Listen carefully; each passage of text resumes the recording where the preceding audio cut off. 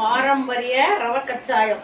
பழம் 2 வாழைப்பழம், 1 கப்பு, இந்த கப்பில் 1 கப்பு மைதா, 1 கப்பு சர்க்கரை, 1 கப்பு ரவை, ஒரே சிட்டிகை சால்ட்டு, ஒரே சிட்டிகை தோசை சோடா மாவு, இந்த டம்ளரில் 1 டம்ளர், அந்த கப்புலேயே 2 கப்பு, 1.5 கப்பு ஊற்றினீங்கன்னா கரெக்டாக இருக்குது. 2 கப்பு ஊற்றி நல்லா கலக்கி 10 ஏலக்காய், ஒரு 2 ஏலக்காய் நல்லா பவுட்ரு பண்ணி போட்டுட்டேன்.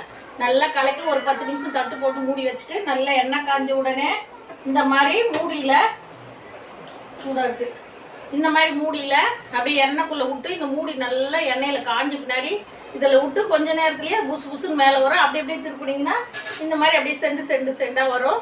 நம்ம இப்படி கையிலையும் எடுத்து விடலாம், கையில் விட்டால் அப்படியே சப்பை ஆகிடும். இப்படி கொடுத்தா குழந்தைங்க நல்லா இஷ்டமாக சாப்பிடுவாங்க. நீங்களும் இதே மாதிரி செஞ்சு கொடுங்க. இந்த சேனல் பார்க்குறவங்க புதுசாக பார்க்குறவங்க சப்ஸ்கிரைப் பண்ணுங்கள். சூப்பராக டெய்லி ஒரு ஸ்வீட்டு அவ்வளோதான் வீட்டில் செஞ்சு கொடுத்துடலாம், வெளியே போகாத.